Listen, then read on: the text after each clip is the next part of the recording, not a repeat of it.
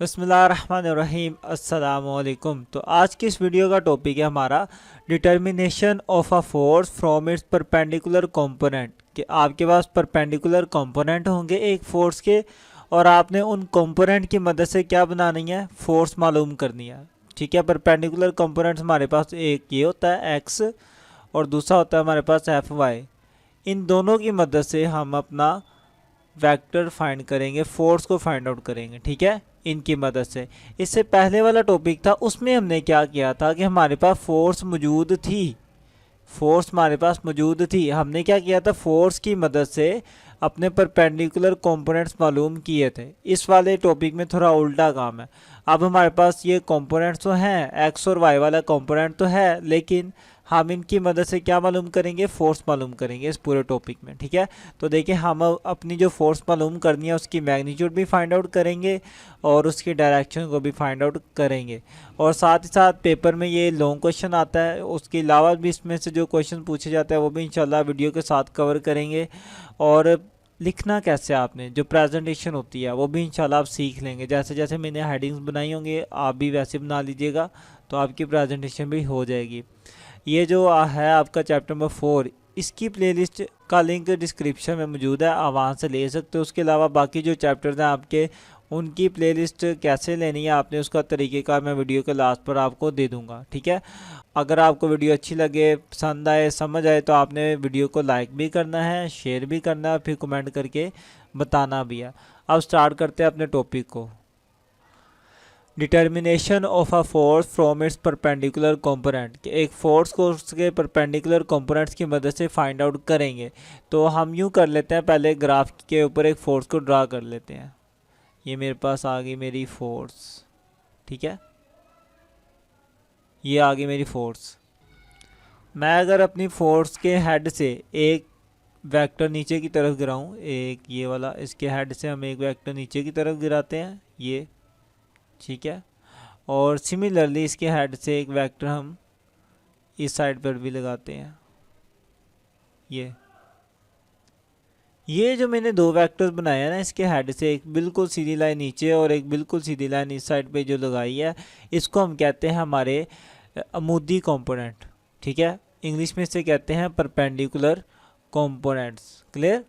अच्छा, ये जो मेरी लाइन है ना, ये वाली जो मैंने लगाई है, ये बिल्कुल उतनी है जितनी ये नीचे वाली लाइन है। ठीक है, जितनी ये वाली लाइन है मेरी, उतनी ही ये वाली लाइन है। तो मैं इस वाली लाइन को ऊपर की बजाय नीचे भी लिख सकता हूँ। तो मैं यूँ ही करूँगा कि मैं अब अपनी इस वाली लाइन को ऊपर की बजाय नीचे लिख देता हूँ, यहाँ पे बना देता हूँ। ठीक है, कोई इशू नहीं है। तो मैं अब ऊपर से रेस कर देता हूँ, मैं ऊपर नहीं नीचे ही रखूँगा इस लाइन को। तो इसको हम थोड़ा वेक्टर्स की मदद से ड्रा करें तो ज़्यादा बेहतर है। यानी कि अगर ये जो मैंने नीचे लाइन लगाई है, इसका मैं ये हेड बना देता हूँ। ठीक है, और ये वाली जो लाइन है इसका हेड मैं यहाँ पे बना देता हूँ। तो फिर ये बिल्कुल उस तरह जुड़ गए जैसे आपके पास हेड टू टेल रूल होता है ना, उस तरीके से जुड़ गए। नीचे एक वेक्टर होगा, ये दूसरा वेक्टर होगा, ये मेरे पास तीसरा वेक्टर आ गया जिसे हम रिजल्टेंट भी कहते हैं। अब इनको नाम दे देते हैं। ये मेरे पास फोर्स एफ है, इसे हम एफ कहते हैं। ये मेरे पास कौन सा कंपोनेंट होता है, देखें इस साइड पे हमारे पास क्या होता है, ये होता है हमारे पास एक्स एक्सिस और ये होता है हमारे पास वाई एक्सिस। ठीक है, तो मेरा ये वाला जो कंपोनेंट है, ये वाला, ये कहाँ पे है, एक्स एक्सिस के ऊपर है ना, तो इसे मैं कहूँगा ये मेरा एफ का एक्स कंपोनेंट है। तो मैं इसे एफ एक्स लिखूँगा।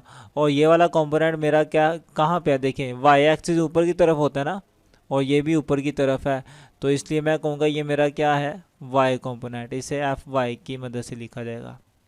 एफ वाई मतलब फोर्स का वाई कंपोनेंट होगा, इस वाली फोर्स का ये वाई कंपोनेंट होगा। ठीक है, मज़ीद थोड़ा सा अगर आप करें तो आप इनके पॉइंट्स को नाम भी दे सकते हैं। जैसे कि इसको मैं ओ कह देता हूँ, इस वाले पॉइंट को मैं ए कह देता हूँ, और ये वाला जो मेरा पॉइंट है इसे मैं बी कह देता हूँ। ठीक है, तो मैंने हेड टू टेल रूल की मदद से इसे जोड़ा। तो मैं पहले क्या कर लेता हूँ, मैं पहले इसका रिजल्टेंट फाइंड करता हूँ। मैं देखता हूँ कि इसका रिजल्टेंट क्या आएगा। अब रिजल्टेंट वेक्टर आपको पता है हेड टू टेल में कैसे आता है, कि हम यूँ करते हैं कि रिजल्टेंट वेक्टर मेरे पास ये ओ से ए तक ये होगा ना रिजल्टेंट, ये वाली लाइन मेरा रिजल्टेंट है, तो इसे मैंने ओ ए कहा हुआ है। तो रिजल्टेंट वेक्टर ओ ए किसके बराबर आएगा, बाकी दोनों वेक्टर्स को जमा कर दोगे तो रिजल्टेंट आ जाएगा। तो बाकी दो वेक्टर्स कौन से बच जाएंगे, एक मेरे पास ये एफ वाई बच जाएगा और एक मेरे पास एफ एक्स बच जाएगा। अब इन दोनों को जमा करते हैं, तो पहले एफ एक्स को जमा करते हैं। एफ एक्स को क्या नाम दिया हुआ है हमने, ओ से बी तक, तो यहाँ पे आ जाएगा मेरा O B, plus F y को क्या नाम दिया हुआ है, ओ ए बी दिया हुआ है, तो इसे हम ए बी लिख देते हैं। तो इस तरीके से मेरे पास अपना रिजल्टेंट वेक्टर एफ आ जाएगा। अब इनकी वैल्यूज पुट कर देते हैं। ओ से ए तक का नाम एफ था, तो इसे मैं एफ कह देता हूँ, ठीक है। ओ से बी तक का नाम एफ एक्स था, तो इसे मैं एफ एक्स कह देता हूँ, प्लस ए बी, देखें ए से बी तक का क्या नाम था, एफ वाई था, तो इसे मैं अब यहाँ पे एफ वाई लिख देता हूँ। आपने ये ऊपर एरो का निशान लाजमी डालना है, क्योंकि हम यहाँ पर वेक्टर्स को ही अभी मतलब वेक्टर्स को जमा किया ना, सारे वेक्टर थे, हमें यहाँ पर भी एरो का निशान डालना चाहिए। एफ वाई के ऊपर भी एरो आएगा, एफ एक्स के ऊपर भी एरो आएगा और एफ के ऊपर भी एरो आएगा, क्योंकि ये सारे क्या थे, वेक्टर्स थे। नहीं जी, इस तरीके से मेरे पास आ गया, मेरा रिजल्टेंट वेक्टर आ गया। लेकिन मुझे अब क्या करना, मुझे बेसिकली ये जो मेरा वेक्टर आया ना एफ, मुझे इस वेक्टर की दो चीज़ें फाइंड आउट करनी है। एक तो इसकी मैग्नीट्यूड, ठीक है, और दूसरी इसकी डायरेक्शन। डायरेक्शन कहते हैं कि ये कितना एंगल यहाँ पे बन रहा है, ये जो एंगल यहाँ पे बन रहा है ना, उसे हम कहते हैं उसकी डायरेक्शन। तो मुझे ये दोनों चीज़ें मालूम करनी है। देखें फोर्स एक वेक्टर है ना, तो वेक्टर के बाद दो ही तो चीज़ें होती हैं, एक मैग्नीट्यूड होती है और दूसरा डायरेक्शन होती है। तो हम दोनों को बारी बारी फाइंड आउट करेंगे, तो जब हमें ये पता चल जाएगा कि मैग्नीट्यूड कैसे निकालनी है, डायरेक्शन कैसे निकालेंगे, तो फिर हम अपने वेक्टर एफ को ईजिली फाइंड आउट कर पाएंगे, ठीक है। तो आप फाइंड करते हैं, हम सबसे पहले क्या करेंगे, अपनी मैग्नीट्यूड को फाइंड करेंगे, बाद में डायरेक्शन को करेंगे। तो मालूम करते हैं हम अपनी मैग्नीट्यूड इस फोर्स की, ठीक है। अब मैग्नीट्यूड मालूम करने के लिए यहाँ पर एक फॉर्मूला यूज़ होना है, जो कि आपने मैथ के अंदर भी पढ़ा होगा, ठीक है। अगर नहीं भी पढ़ा तो अभी आप उसको अच्छे से ध्यान में रखिएगा। एक फॉर्मूला, उसका नाम है पाइथागोरस थ्योरम, ठीक है। ये थ्योरम है हमारा एक, ये है हमारे पास पाइथागोरस थ्योरम।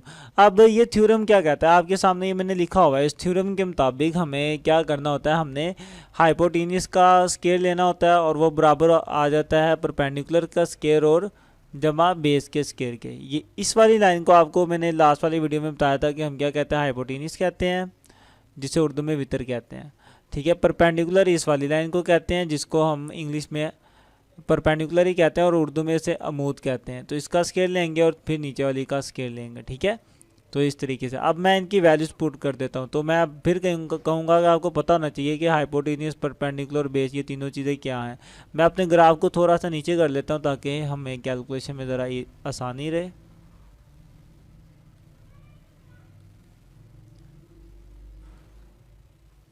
हाँ जी, यहाँ तक ठीक है।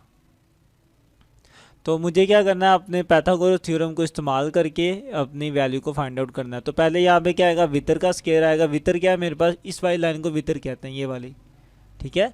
कोई भी ट्राइंगल होती है ना, ये जैसे ये ट्राइंगल है, तो इस लाइन को हम कहते हैं वितर। तो यहाँ पर आप देख सकते हैं कि एफ मेरा वितर बन रहा है, तो इसलिए मैं एफ पुट करूँगा वितर की जगह। तो वितर की जगह आ जाएगा मेरा एफ का स्केयर बराबर, आगे अमूद है तो अमूद का स्केयर आ जाएगा। अमूद मेरे पास क्या होती है, ये वाली लाइन अमूद होती है, ठीक है। किसी भी ट्राइंगल के अंदर इस वाली लाइन को हम क्या कहते हैं, अमूद कहते हैं, या फिर इंग्लिश में परपेंडिकुलर कहते हैं।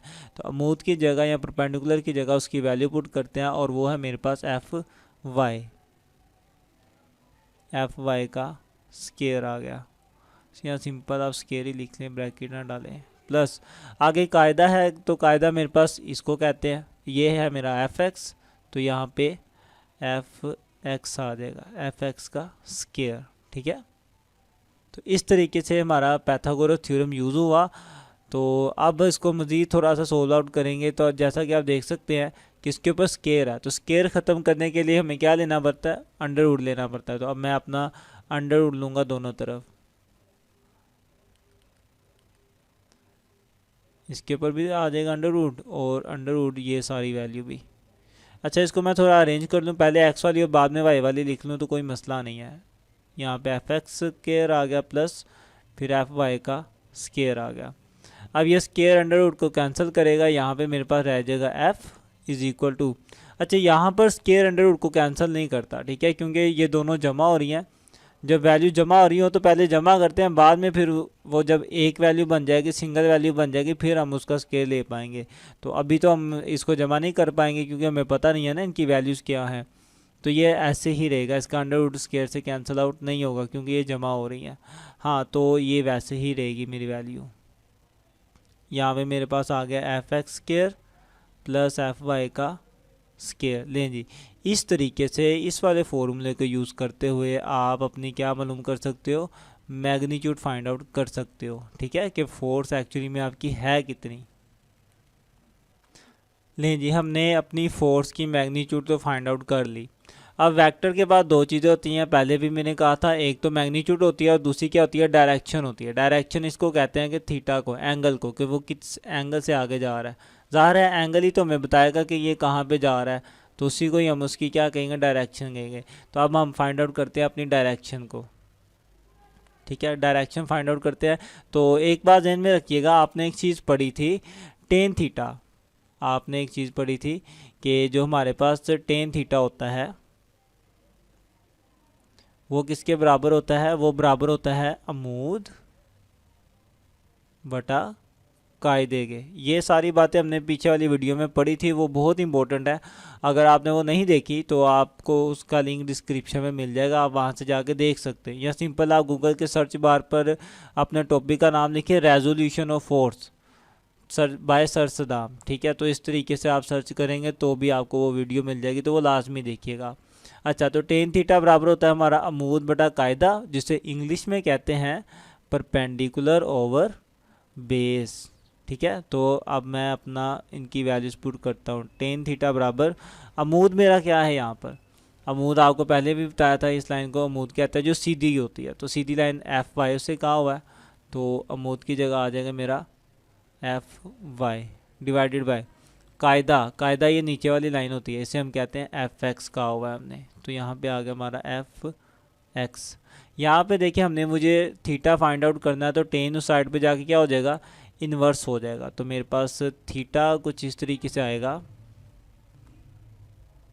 थीटा बराबर टेन इधर आके हो जाएगा inverse, tan inverse F y divided by F x. लें जी, इस तरीके से आपको पता चल जाएगी कि आपके वेक्टर की डायरेक्शन क्या है, वो किस डायरेक्शन में जा रहा है। थीटा आप फाइंड आउट कर पाओगे, ये इंपॉर्टेंट है काफ़ी ज़्यादा, न्यूमेरिकल्स में भी ये इस्तेमाल होना है, तो आपको ये बहुत अच्छे से आना चाहिए।